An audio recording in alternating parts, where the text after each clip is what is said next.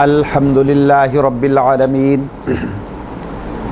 والصلاة والسلام علی سید الانبیاء والمرسلین وعلی آلہ الطیبین الطاہرین واصحابہ الراشدین المہدیین اما بعد فاعوذ باللہ من الشیطان الرجیم بسم اللہ الرحمن الرحیم لقد رضی اللہ عن المؤمنین اذ یبایعونک تحت الشجرہ صدق اللہ مولانا العظیم و صدق رسولہ النبی الکریم الامین ان اللہ و ملائکتہ یصلون علی النبی یا ایہا الذین آمنوا صلوا علیہ وسلموا تسلیما۔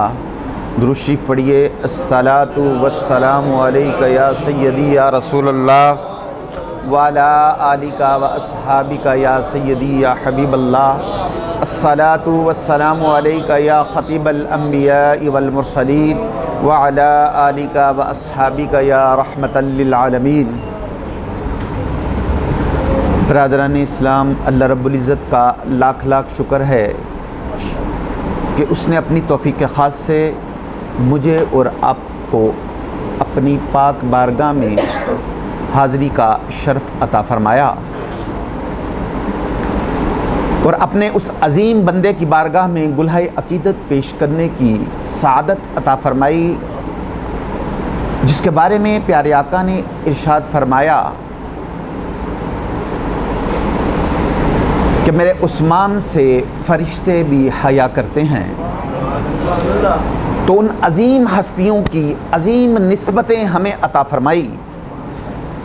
میں اس محفل کے انعقاد پر آپ حضرات کو ہدیہ تبریک و تحسین پیش کرتا ہوں اور دعا گو ہوں اللہ رب العزت ہم سب کی حاضری کو اپنی بارگاہ میں اور اپنے محبوب صلی اللہ تعالی علیہ وآلہ وسلم کی بارگاہ میں قبول و منظور فرمائے۔ قرآن و سنت کی روشنی میں ہمارا عقیدہ اور ایمان یہ ہے کہ ساری عزتیں اور ساری عظمتیں نبی پاک صلی اللہ تعالی علیہ وآلہ وسلم سے شروع ہوتی ہیں اور کائنات میں تقسیم ہو کر آپ صلی اللہ تعالی علیہ وآلہ وسلم پر ہی ختم ہو جاتی ہیں۔ آل رسول ہوں یا اصحاب رسول، نبی کے گھر والے ہوں یا نبی کے دھر والے، ان کو جو بھی عزتیں اور نسبتیں ملی ہیں نا، وہ آپ کے توسل سے ملی ہیں، آپ کے وسیلے اور واسطے سے ہیں۔ اس بات کو ذہن میں رکھیے گا۔ تو امام الانبیاء کے غلاموں، مٹی کو نسبت ہو گئی حضور سے تو مٹی ہر مٹی سے افضل ہو گئی۔ اولاد کو نسبت ہو گئی رسول سے تو اولاد ہر اولاد سے افضل ہو گئی۔ ازواج کو نسبت ہو گئی رسول سے تو ازواج ہر بیوی سے افضل ہو گئی۔ امت کو نسبت ہو گئی نبی سے تو امت ہر امت سے افضل ہو گئی۔ تو کتاب کو نسبت ہو گئی حضور سے تو قرآن ہر کتاب سے افضل ہو گیا۔ یہی ہمارا عقیدہ اور ایمان ہے جسے ہم دنیا میں لیے پھرتے ہیں۔ اللہ رب العزت فرماتا ہے کہ نادان غور کر، ہر گھر میں بیٹی ہے لیکن جو رسول کی بیٹی ہے وہ ہر بیٹی سے افضل ہے۔ ہر گھر میں داماد ہے لیکن جو داماد رسول ہے وہ ہر داماد سے افضل ہے۔ ہر گھر میں بیوی ہے لیکن جو ازواج رسول ہے وہ ہر بیوی سے افضل ہے۔ ہر گھر میں اولاد ہے لیکن جو رسول کی اولاد ہے وہ ہر اولاد سے افضل ہے۔ تو جس کی نسبت میں اتنی عظمت ہے، ذرا توجہ رکھیے گا، الفاظ پہ غور کریں کہ جس کی نسبت میں اتنی عظمت ہے اس کی ذات میں کتنی عظمت ہوگی. تو جس کو نسبت ہو گئی رسول کے ساتھ، اس نسبت نے اسے عظیم کر دیا. حضرت سیدنا عثمان غنی رضی اللہ تعالیٰ عنہ کی حیات مبارکہ کے حوالے سے چند باتیں آج کی گفتگو کا عنوان ہے. 9 ہجری میں نبی پاک صلی اللہ تعالیٰ علیہ وآلہ وسلم نے حدیبیہ کے موقع پر عمرے کا ارادہ فرمایا، اور آپ اپنے کئی سو صحابہ کو ساتھ لے کر احرام باندھ کر حدیبیہ کے مقام پر پہنچے. تو اس موقع پر جس کو سفیر بنا کر بھیجا نا، اور ہاں ایک اور بات عرض کرتا چلوں کہ جس کو سفیر بنایا جاتا ہے وہ بڑا سمجھدار اور زیرک آدمی ہوتا ہے. تو اس موقع پر آپ نے جس کو سفیر بنا کر بھیجا وہ حضرت سیدنا عثمان غنی رضی اللہ تعالیٰ عنہ تھے. اور آپ کو نا 2 ٹارگٹ دیے. نمبر 1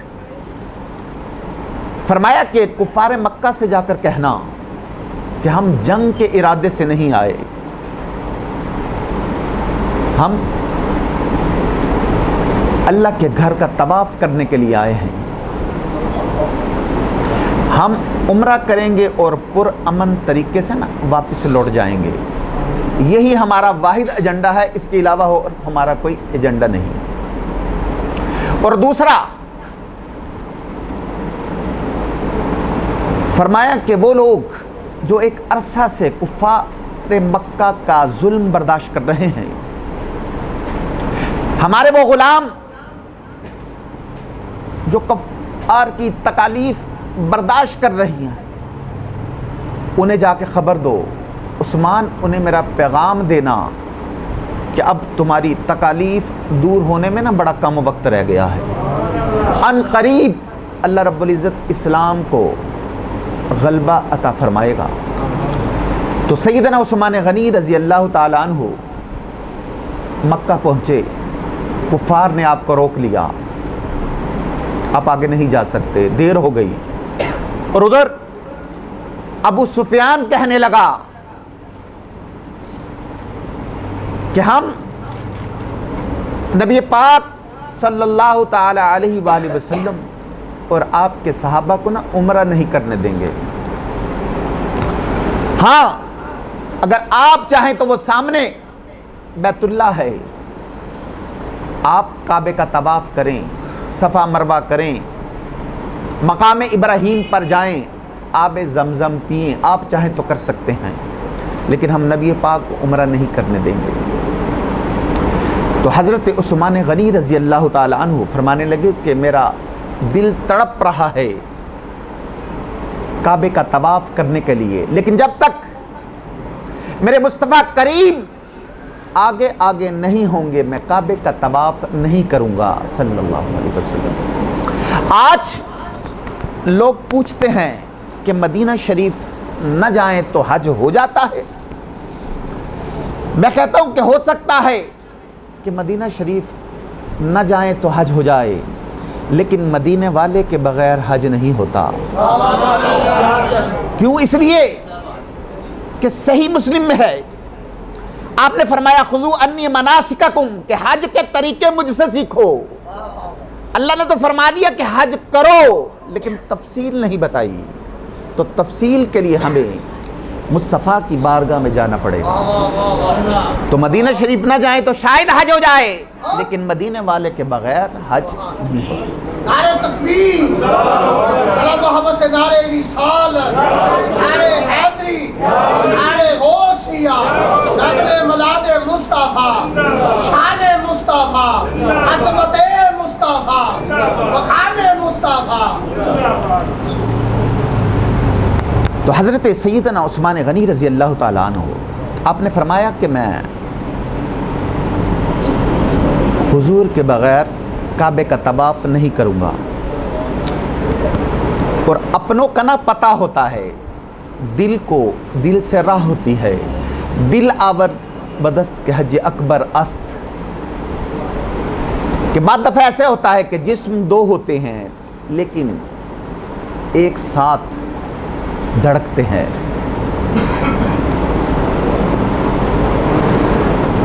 تو ایک شخص حضور کی بارگاہ میں حاضر ہوا، عرض کیا یا رسول اللہ، عثمان کعبے کا طواف کر رہے ہوں گے، صفا مروہ کر رہے ہوں گے، آب زمزم پی رہے ہوں گے، عثمان کی تو موجیں ہیں. تو آپ نے نا اس کے چہرے کی طرف غور سے دیکھا، فرمایا عثمان کو تو زیادہ جانتا ہے کہ میں؟ یا رسول اللہ آپ.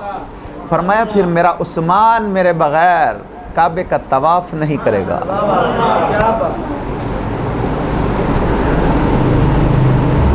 اور کسی نے نا خبر پھیلا دی کہ سیدنا عثمان غنی کو شہید کر دیا گیا. جب حضور کو خبر ملی تو آپ جانتے تھے ہم نہ کوئی انتشاری بات نہیں کرتے، لیکن جب لوگ انتشار والی بات کرتے ہیں نا تو پھر بڑی تکلیف ہوتی ہے. اب یہاں پر سب نے لکھا ہے کہ جب حضور کو خبر ملی تو حضور پریشان ہوئے، انہوں نے صحابہ کو بلایا، مشاورت ہوئی، بیعت رضوان ہوئی.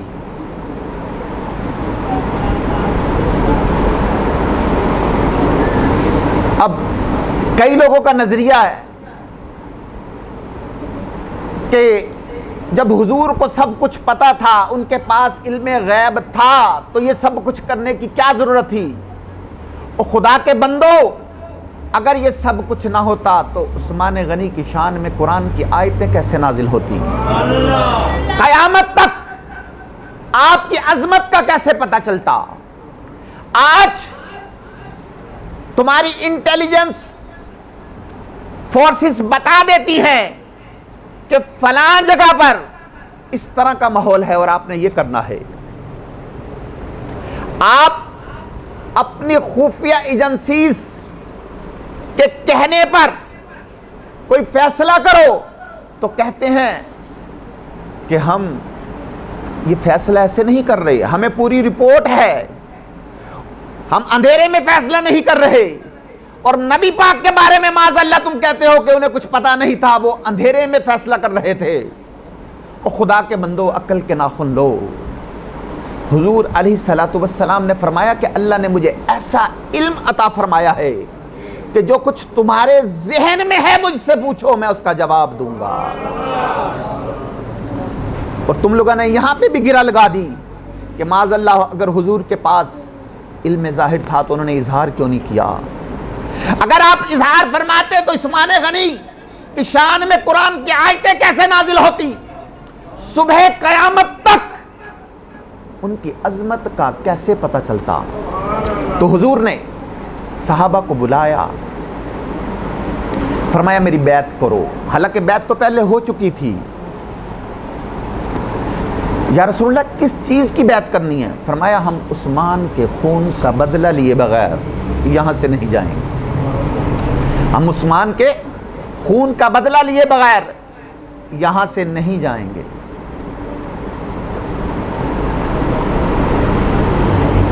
اب کسی نے حوالہ دیکھنا ہو تو میں دکھاتا ہوں. علامہ اسماعیل حقی علیہ رحمہ، جس نے سب سے پہلے آگے بڑھ کر حضور کی بیعت کی، وہ مولا علی شیر خدا تھے. یا رسول اللہ جانا ہی نہیں ہے عثمان کے خون کا بدلہ لیے بغیر. دوڑ کر بھاگ کر جو سب سے پہلے حضور کے پاس آئے، جنہوں نے بیعت کی، وہ مولا علی شیر خدا تھے. اور بعد لوگ انہی لوگوں میں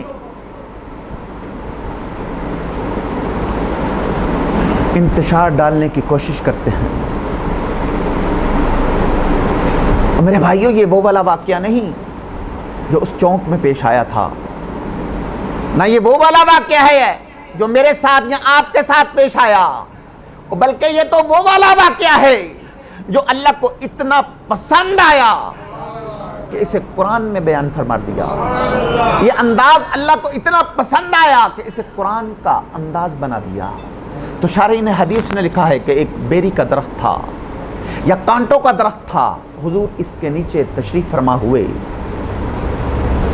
اور صحابہ سے بیعت لی. ایک بیعت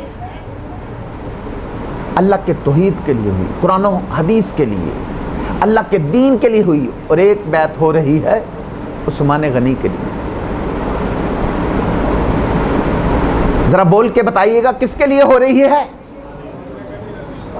اس شخص کی عظمت کا اندازہ کوئی کر سکتا ہے کہ جس کے لیے نبی پاک نے خاص کر کے تخصیص کر کے ایز اے اسپیشل بیعت لی, اور جب صحابہ سے بیعت لے لی, اللہ کریم نے سورہ فتح کی آیت نمبر 18 میں بیان فرمایا, لَقَدْ رَضِيَ اللَّهُ عَنِ الْمُؤْمِنِينَ إِذْ يُبَايِعُونَكَ تَحْتَ الشَّجَرَةِ, فرمایا محبوب تحقیق اللہ ان مومنوں سے راضی ہے جنہوں نے آپ کے ہاتھ پر بیعت کی. فرمایا محبوب تحقیق اللہ ان ایمان والوں سے راضی ہوا جنہوں نے آپ کے ہاتھ پر بیعت کی. اگر آپ قرآن کے ان الفاظ پہ غور کریں گے نا تو پھر آپ کو سمجھ آئے گی, پھر آپ کو اس واقعہ کی حساسیت کا پتہ چلے گا. بیعتیں تو اور بھی بہت ہوئیں, مسجدوں میں بھی ہوئیں, اللہ کو وہ بھی بڑی محبوب ہیں. بیعتیں تو حرام کے قریب بھی ہوئیں, مسجد نبوی کے اندر بھی ہوئی, لیکن اللہ نے نام لے کر نہیں کہا, لیکن یہاں پہ نام لے کر کہا تحت الشجرہ, درخت کے نیچے جو بیعت ہوئی تحت الشجرہ, اور جنہوں نے یہ بیعت کی فرمایا لَقَدْ رَضِيَ اللَّهُ عَنِ الْمُؤْمِنِينَ إِذْ يُبَايِعُونَكَ تَحْتَ الشَّجَرَةِ, فرمایا محبوب تحقیق اللہ ان مومنوں سے نا راضی ہوا. تو صحیح مسلم اور بخاری میں ہے, صحابہ نے عرض کیا یا رسول اللہ اللہ ان مومنوں سے کس طرح راضی ہوا؟ تو تاجدار کائنات نے فرمایا کہ اللہ نے مجھ سے وعدہ فرمایا ہے کہ محبوب جس نے تیرے ہاتھ پہ بیعت کی میں اسے جنت عطا فرماؤں گا. تو سارے جنتی ہو گئے. تو دوستان محترم, اللہ تعالیٰ نے حضرت سیدنا عثمان غنی رضی اللہ تعالیٰ عنہ کو بہت شان عطا فرمائی. اب بہت حسین و جمیل تھے.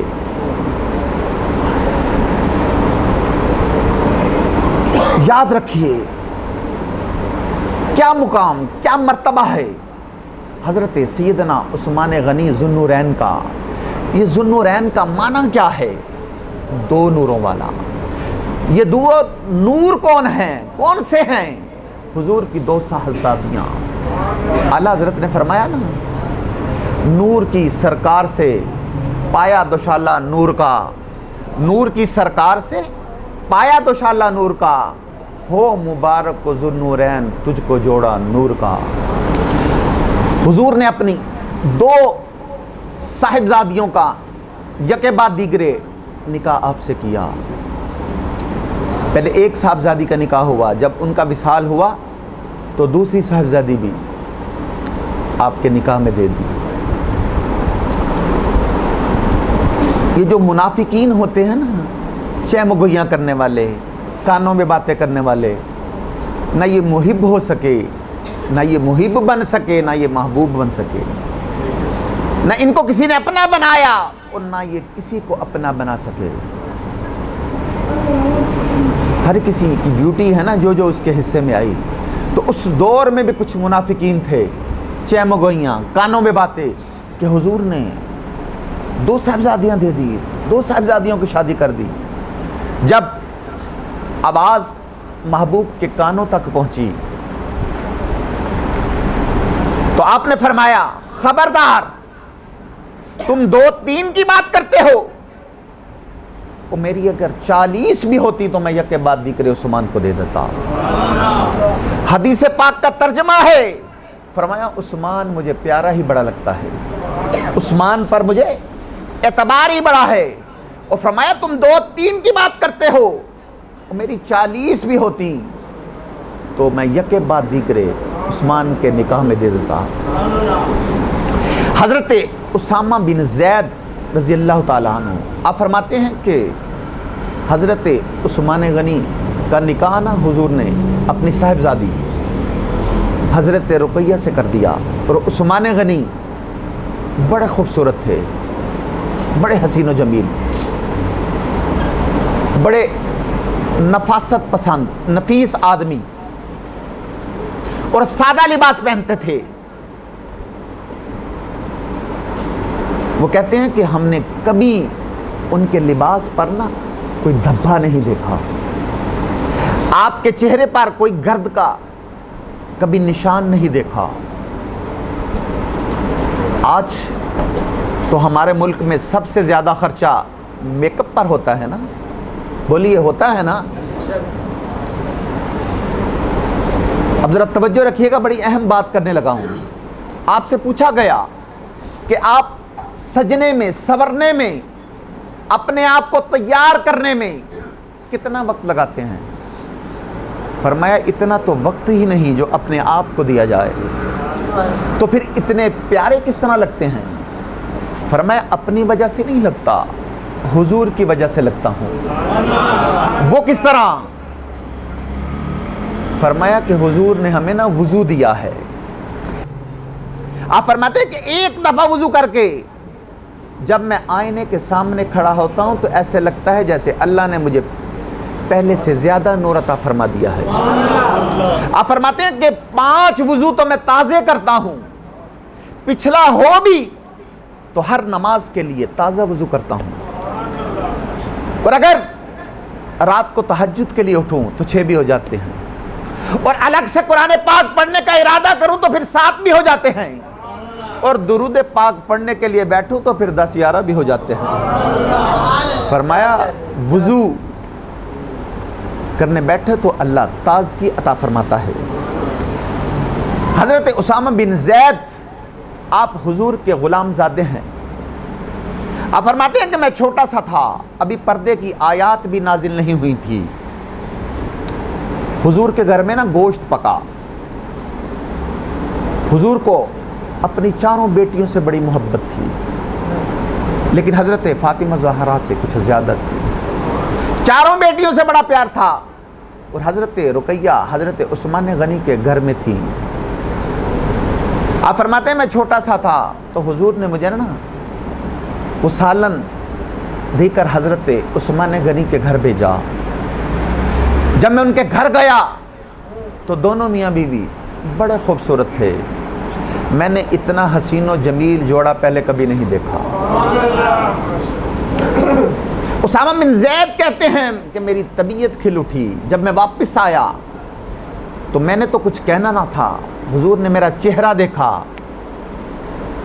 انہوں نے خود ہی بات چھیڑ دی، فرمایا میرے داماد اور بیٹی کو دیکھ آئے ہو؟ یا رسول اللہ دیکھ آیا ہوں۔ فرمایا اتنا حسین و جمیل جوڑا پہلے کبھی دیکھا ہے؟ عرض کیا یا رسول اللہ اللہ کی عزت کی قسم پہلے کبھی نہیں دیکھا۔ تو حضرت عثمان غنی رضی اللہ تعالیٰ عنہ کو اللہ تعالیٰ نے نا بڑا ظاہر کا حسن عطا فرمایا تھا، لیکن ایک بات یاد رکھیے گا، یہ جو ظاہر کا حسن ہوتا ہے نا یہ زیادہ تر میک اپ سے ہوتا ہے، اصل حسن باطن کا ہے۔ جس بندے کی طبیعت میں معصومیت ہوتی ہے نا تو اس کے چہرے سے بھی نظر آ جاتی ہے، اور جو بندہ اندر سے کڑوا ہو اس کا چہرہ روشن نہیں ہوتا۔ اس کی دلیل حدیث پاک میں موجود ہے۔ صحابہ نے عرض کیا یا رسول اللہ کہ اللہ کا ولی کون ہوتا ہے؟ فرمایا جس کا چہرہ دیکھنے سے نا اللہ یاد آ جائے۔ تو پتہ چلا کہ ولایت کا تعلق دل سے ہے، چہرے سے نہیں۔ حضور نے دلیل کیا دی کہ جس کا چہرہ دیکھنے سے اللہ یاد آ جائے، تو گویا محبوب نے فرمایا کہ دل اگر ولی کا ہو تو اس کی برکت سے اللہ چہرہ بھی روشن عطا فرما دیتا ہے، چہرہ بھی نورانی عطا فرما دیتا ہے۔ میں نے بہت سے بزرگ دیکھے ہیں، رنگ گورا نہیں لیکن چہرہ نورانی ہے۔ تو حضرت سیدنا عثمان غنی رضی اللہ تعالیٰ عنہ کو اللہ تعالیٰ نے جو باطن کا حسن عطا فرمایا تھا نا وہ آپ کے چہرے سے چھلکتا تھا، اور چند خوبیاں آپ میں بہت زیادہ تھیں، جن میں سے ایک خوبی جس کو حضور نے بڑا چاہا وہ تھا آپ کا سخی ہونا۔ مالا والے سخی نہیں ہندے تے سخیاں مال نہیں ہندا۔ میاں صاحب نے فرمایا نا مالا والے سخی نہیں ہندے تے سخیاں مال نہیں ہوندا. سخیوں کے پاس مال نہیں ہوتا. کیوں؟ اس لیے کہ وہ جوڑتے نہیں. وہ جمع کریں گے تو ہوگا نا. مالا والے سخی نہیں ہوندے تے سخیاں مال نہیں ہوندا. ایتھے اوتھے دوویں جہانی سخی کنگال نہیں ہوندا. نعرہ تکبیر، نعرہ رسالت، نعرہ حیدری، نعرہ غوثیہ. ہر صحابی نبی جنتی جنتی، ہر صحابی نبی جنتی جنتی، ہر صحابی نبی جنتی جنتی. پروفیسر صاحبزادہ حافظ محمد ساجد قادری صاحب. حضرت سیدنا عثمان غنی رضی اللہ تعالیٰ عنہ آپ فرماتے ہیں کہ تبوک کے لیے، جیش اسرا کے لیے جب حضور نے اعلان فرمایا تو حضرت سیدنا صدیق اکبر نہ اپنے گھر کا سارا مال لے آئے. عمر فاروق آدھا لے آئے. مولا علی شیر خدا نے بھی دل کھول کر دیا. آپ فرماتے ہیں کہ 1000 فوجیوں کا خرچہ چاہیے تھا. اگر میں آپ کو اپنے الفاظ میں بتاؤں کہ ایک فوجی کا خرچہ کیا ہوتا ہے تو سنو. فوجی کے لیے گھوڑا بھی چاہیے، گھوڑے کے ساتھ کجاوا بھی چاہیے، تلوار بھی چاہیے، نیزہ بھی چاہیے، تیر بھی چاہیے اور لوہے کی جیکٹ بھی چاہیے. آپ فرماتے ہیں کہ 1000 فوجیوں کا خرچہ چاہیے تھا. جب حضور نے اعلان فرمایا تو میں کھڑا ہوا. میں نے عرض کیا یا رسول اللہ 200 فوجیوں کا خرچہ میرے ذمے. آپ فرماتے ہیں کہ جب نبی پاک نے دوسری مرتبہ اعلان کیا تو کوئی کھڑا ہی نہیں ہوا. کیوں؟ اس لیے کہ جس نے جو دینا تھا وہ پہلے ہی دے چکا تھا. آپ فرماتے ہیں کہ میں نے اپنا گریبان پکڑ لیا. شاہ ولی اللہ نے ازالت الخفا میں لکھا ہے کہ عثمان غنی فرماتے ہیں کہ میں نے اپنا گریبان پکڑ لیا کہ میرے محبوب کو اعلان کرنا پڑ رہا ہے. حضور اعلان کر رہے ہیں. آپ فرماتے ہیں کہ جب حضور نے تیسری مرتبہ اعلان کیا تو میں پھر کھڑا ہوا. میں نے عرض کیا یا رسول اللہ 200 فوجیوں کا خرچہ اور میرے ذمہ ڈال دیں. اور سنو سخی کون ہوتا ہے؟ آپ فرماتے ہیں کہ 1000 فوجیوں کا خرچہ چاہیے تھا. اگر میں سب کچھ بھی اپنے گھر سے لے آتا تو میں 1000 فوجی کا خرچہ پورا نہیں کر سکتا تھا. کل ملا کے بھی میرے پاس صرف 800 فوجیوں کا خرچہ تھا. جب محبوب نے چوتھی مرتبہ اعلان کیا تو آپ فرماتے ہیں میں پھر کھڑا ہوا. مجھے ایسے لگا کہ جیسے میرا گریبان پھٹ جائے گا. میں نے عرض کیا یا رسول اللہ اب آپ نے اعلان نہیں فرمانا. آقا اب آپ نے اعلان نہیں کرنا. آپ 1000 فوجیوں کا خرچہ ہی میرے ذمہ کر دیں اور میں 200 کا پکڑ دکڑ کے پورا کر دوں گا. تو آپ نے فرمایا کہ میں 1000 فوجیوں کا خرچہ میرے ذمہ ڈال دیں، میں باقی پکڑ دکڑ کے پورا کر لوں گا. ہمارے ہاں نا غریب اللہ سے تجارت نہیں کرتا اس لیے وہ امیر نہیں ہوتا. اگر وہ اللہ سے تجارت کرے 200 اللہ کے راستے میں دے اور 70 گنا کی امید رکھے یہاں بھی اور وہاں بھی تو وہ امیر ہو جائے. وہ کہتا ہے کہ یہ کام امیر کا ہے اللہ کے راستے میں خرچ کرنا. تو حضرت سیدنا عثمان غنی رضی اللہ تعالیٰ عنہ آپ فرماتے ہیں کہ میں نے 200 فوجیوں کا خرچہ پکڑ دکڑ کے پورا کیا. حضور تشریف لے گئے. جب جہاد سے واپس آئے تو آپ فرماتے ہیں کہ ایک ایسا سودا اور جس میں مجھے نفع کی امید ہی نہیں تھی اللہ نے مجھے 11 گنا نفع عطا فرما دیا. تے مالا والے سخی نہیں ہوندے، سخیاں مال نہیں ہوندا. ایتھے اوتھے دوویں جہانی سخی کنگال نہیں ہوندا.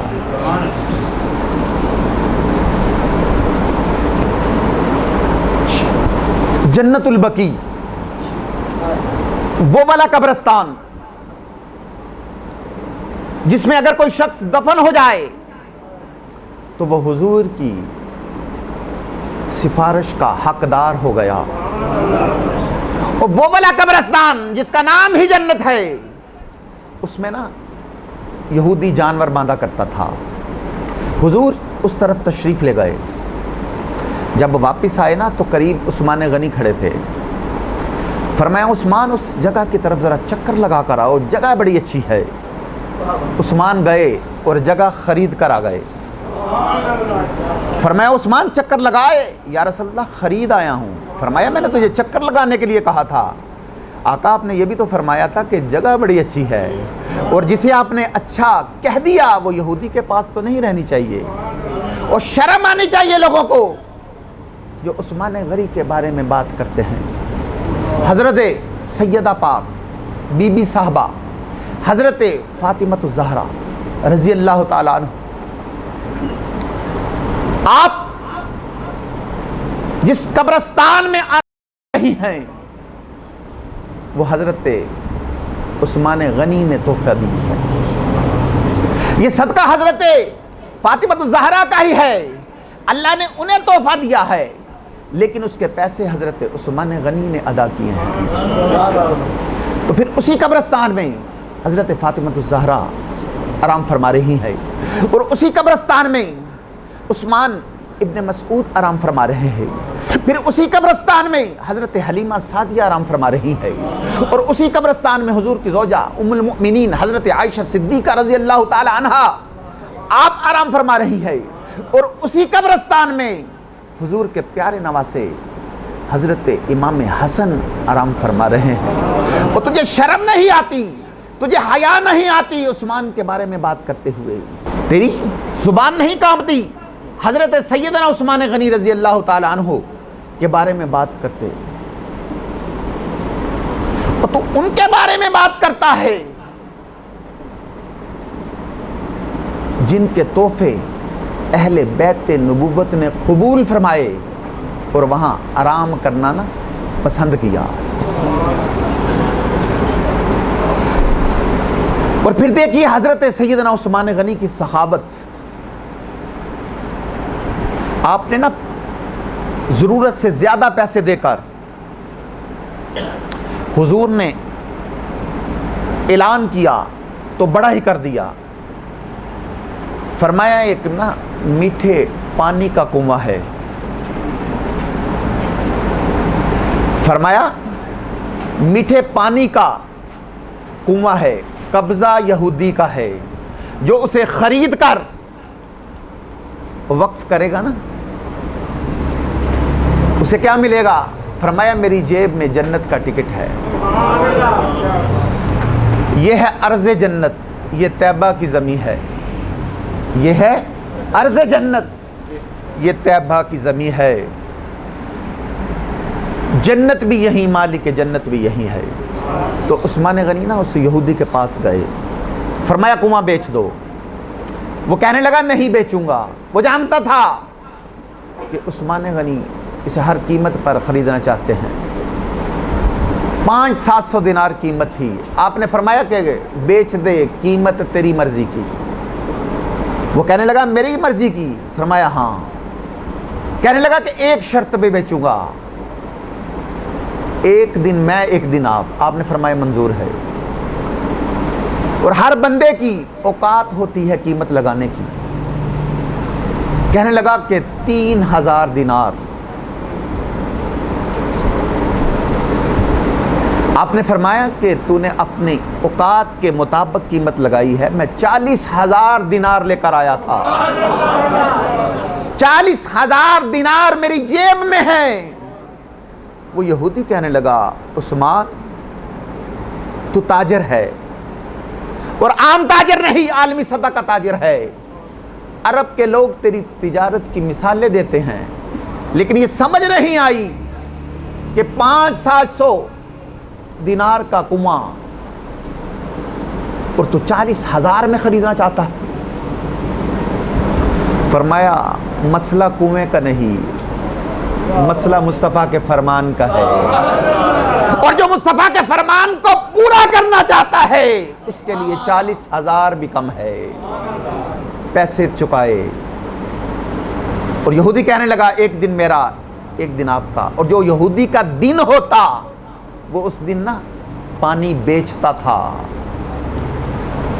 اور جو عثمان غنی کا دن تھا آپ نے اعلان کر دیا کہ سب پیو، فری میں پیو، اپنے بھی پیو اور بیگانے بھی پیو.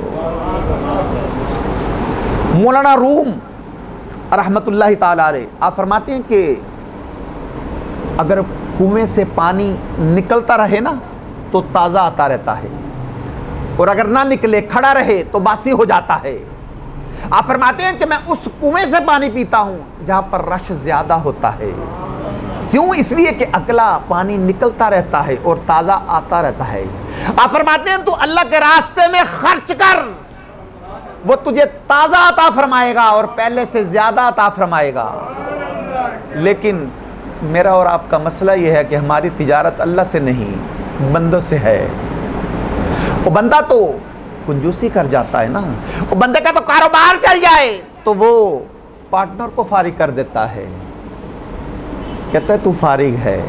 اور اگر کسی نے دکان کرائے پہ دی ہو تو اس کی چل جائے تو مالک کہتا ہے اب تو چھوڑ دے، میں نے خود کرنی ہے. بندے کا تو مزاج یہ ہے. تو ہماری برکت پر توجہ نہیں رہی.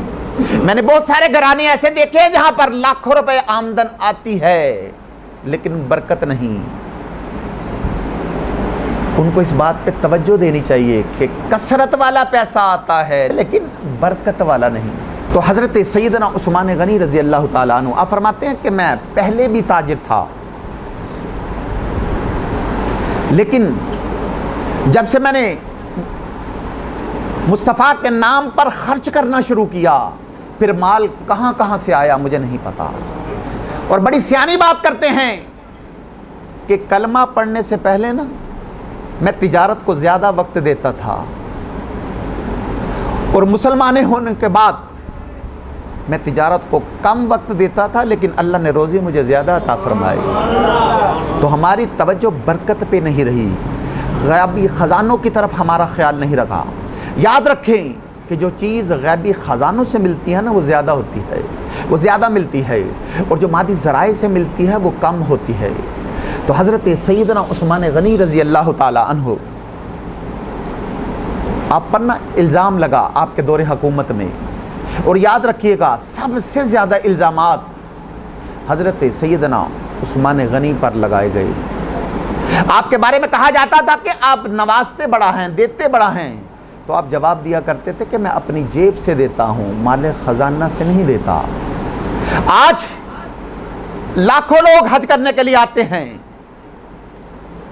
اور سیدنا عثمان غنی رضی اللہ تعالی عنہ جب حج کرنے جاتے تو آپ اعلان کرتے کہ کوئی حاجی کھانا نہیں پکائے گا، سب کو عثمان اپنی جیب سے کھلائے گا.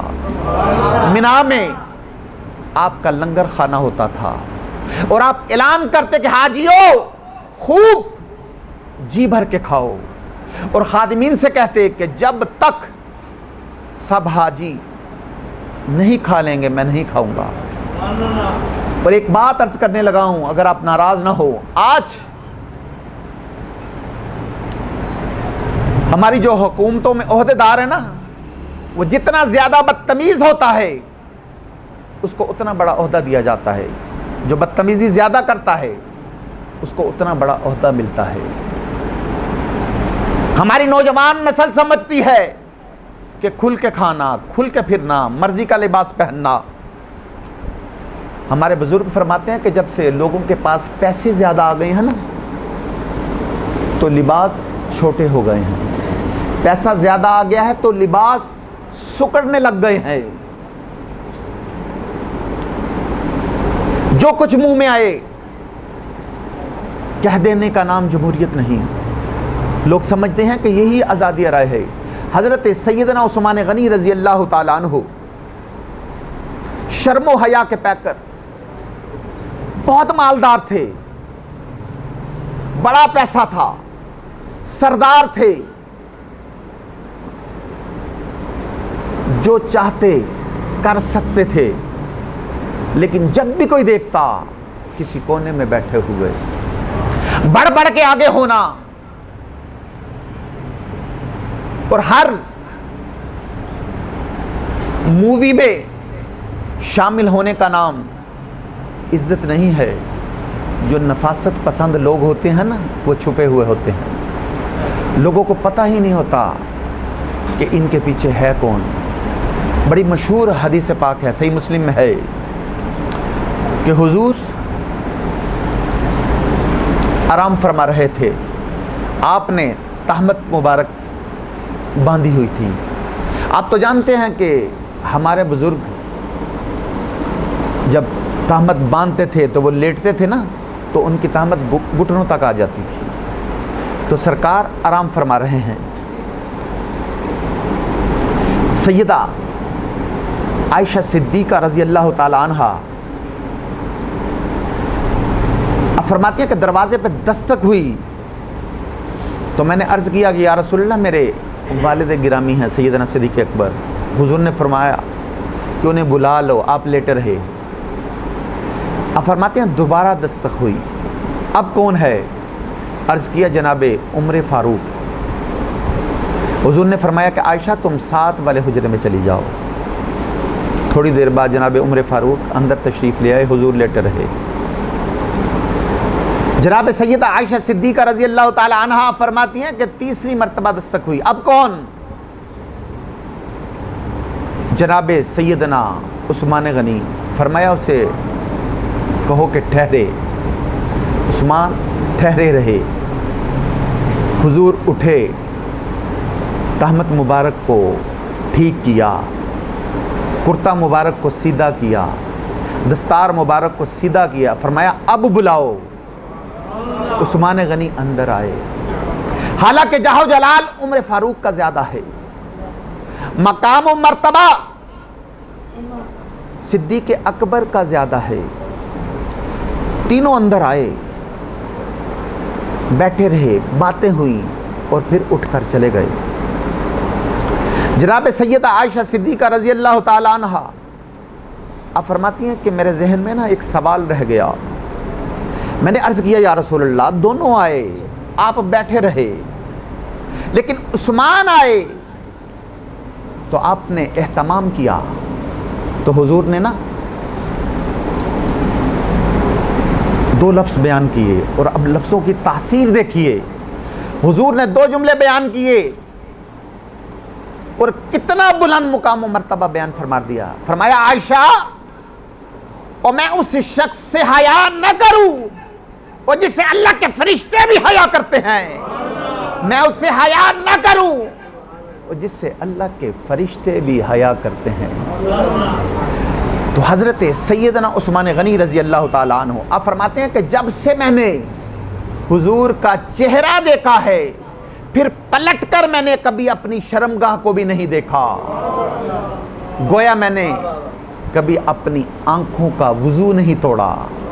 حضرت سیدنا عثمان غنی رضی اللہ تعالیٰ عنہ آپ فرماتے ہیں کہ جب سے میں نے اپنا ہاتھ حضور کے ہاتھ میں دیا بیعت کے لیے, پھر اس ہاتھ پہ کبھی گندگی نہیں لگنے دی, اس کو گندگی کی طرف نہیں جانے دیا. اور بڑی اہم بات آپ فرماتے ہیں کہ میں اپنے گھر کی 4 دیواری میں, اپنے گھر کے غسل خانے کے اندر, غسل خانے کی 4 دیواری کے اندر بھی کپڑوں سمیت غسل کرتا ہوں, اس لیے کہ مجھے حیا آتی ہے. اور آپ فرماتے ہیں کہ میری جو محرم عورتیں ہیں, پھپھو ذات, خالہ ذات, مامی ذات, میں نے کبھی ان کا چہرہ بھی آنکھ بھر کے نہیں دیکھا.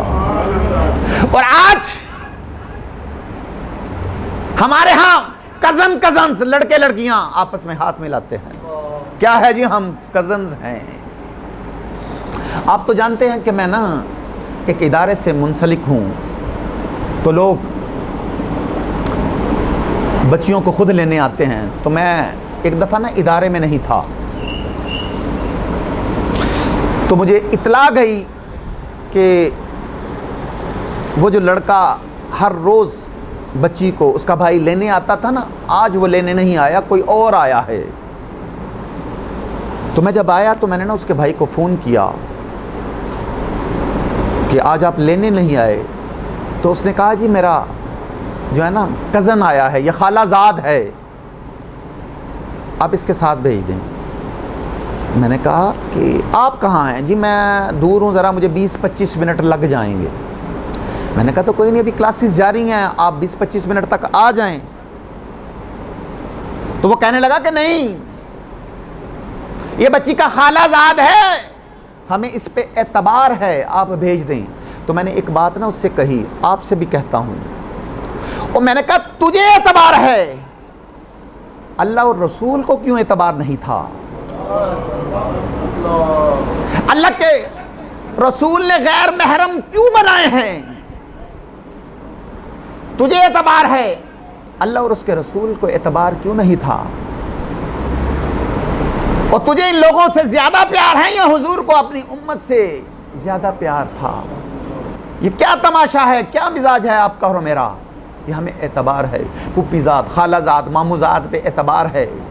اوے اللہ کے بندو، جب نبی پاک نے خالہ زاد، پھوپھی زاد، مامو زاد، دیور، جیٹ، سالہ بہنوئی پہ اعتبار نہیں کیا، پابندی لگا دی، فرمایا کہ ان سے پردہ کرو، تو تو اور میں کون ہوتا ہے ان پہ اعتبار کرنے والے؟ اور تیرے دل میں زیادہ درد ہے تو دین کو زیادہ سمجھنے لگا ہے، اور تیرے اندر انسانیت زیادہ اچھل رہی ہے۔ یاد رکھیں کہ دنیا میں جتنے گھر بھی برباد ہوئے ہیں وہ ان لوگوں کی وجہ سے نہیں ہوئے جن پر اعتبار نہیں تھا، بلکہ ان لوگوں کی وجہ سے ہوئے ہیں جن پر اعتبار تھا۔ تو گھر کا بھی دل انکڑائے، باہر سے آ کر کوئی نقبزنی نہیں کرتا، جب بھی کرتے ہیں نا اپنے کرتے ہیں۔ میرے رسول پاک صلی اللہ تعالی علیہ وآلہ وسلم،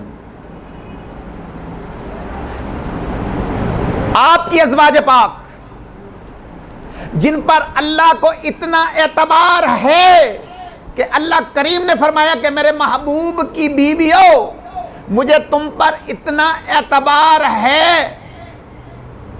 کہ جیسی دنیا میں کوئی ہے ہی نہیں، اتنا اعتبار ہے۔ ایک نبینہ صحابی آئے، حضور تشریف فرما ہے، آپ کی 2 ازواج بیٹھی ہوئی ہے، حضور نے فرمایا پردہ کرو۔ یا رسول اللہ یہ تو نابینا ہے، فرمایا تمہاری تو آنکھیں کھلی ہوئی ہیں اور تم تو دیکھ رہی ہو۔ کیا حضور کو ان پہ اعتبار نہیں تھا؟ خدا کے بندو خوف کرو۔ جو باپ یہ کہتا ہے نا کہ مجھے اپنی بیٹی پہ اعتبار ہے، وہ ظالم ہے، وہ ظلم کر رہا ہے اپنی بیٹی کے ساتھ۔ جو باپ کہتا ہے کہ میری بیٹی یونیورسٹی جاتی ہے، کالج جاتی ہے، وہ اکیلے آ جا رہی ہے، مجھے اس پہ اعتبار ہے، وہ ظالم ہے۔ کیوں؟ اس لیے کہ وہ تو کمزور ذہن ہے۔ ہو سکتا ہے کہ وہ صاف دل ہو، لیکن یہ گلیوں میں، بازاروں میں، محلوں میں جو شیطان پھر رہے ہیں وہ تو صاف دل نہیں، وہ تو معصوم طبع نہیں۔ میں نے بڑے بڑے نفیس بچے شیطانوں کے جال میں پھنستے ہوئے دیکھے ہیں، لہذا خدا کا خوف کریں۔ آج لوگوں کو بڑا شوق ہے، دوڑ دوڑ کے عورتوں کی مجلسوں میں جاتے ہیں، ان کے ساتھ وقت بتانا ان کا مشغلہ ہے۔ اور پیران عظام جی کہتے ہیں جی پیر صاحب مریدنیوں میں بیٹھے ہوئے ہیں، وہ درویشنیاں ہیں۔ پیر کا مریدنی کے ساتھ باپ اور بیٹی کا رشتہ ہوتا ہے۔ میں نے کہا کوئی نہیں ہوتا، اس لیے کہ اس رشتے پر استدلال ہے، پیر اور مریدنی کا پردہ واجب ہے۔ اعلیٰ حضرت فرماتے ہیں کہ پیر اور مریدنی کا پردہ واجب ہے، اور اس شخص کے پاس تو ویسے ہی جانا حرام ہے، جائز ہی رہی جو سارا دن بے پردہ عورتوں میں تمیز دھاگے کے چکر میں بیٹھا رہے۔ تو حضرت سیدنا عثمان غنی رضی اللہ تعالیٰ عنہ آپ فرماتے ہیں کہ جو میری محرم عورتیں ہیں نا، میں نے کبھی ان کا چہرہ بھی جی بھر کے نہیں دیکھا۔ تو حضرت سیدنا عثمان غنی رضی اللہ تعالیٰ عنہ کی زندگی سے ہے ہمیں جو باتیں زیادہ ملتی ہیں وہ آپ کی سخاوت، نفاست اور شرم و حیا ہے، لیکن حضرت سیدنا عثمان غنی رضی اللہ تعالیٰ عنہ آپ کو نا بڑا ستایا گیا، بڑی تکلیفیں پہنچائی گئیں، آپ کے خلاف بڑا پروپیگنڈا کیا گیا، مہم جوئی ہوئی۔ عبداللہ ابن سبا نے آپ کے خلاف بڑی مہم جوئی کی، اور یہودیوں نے مسلمانوں کا روپ دھاڑ کر آپ کو بڑی تکلیفیں پہنچائی کہ آپ اپنے رشتہ داروں کو بڑا نوازتے ہیں، تو آپ فرمایا کرتے تھے کہ اپنی جیب سے دیتا ہوں، مالی خزانے سے نہیں دیتا، اور آپ خلفائے راشدین میں سے وہ واحد خلیفہ ہیں کہ جن کا 40 دن تک پانی بند کیا گیا، کھانا نہیں پہنچنے دیا گیا۔ کیا ہستی ہے حضرت سیدنا عثمان غنی رضی اللہ تعالیٰ عنہ کی۔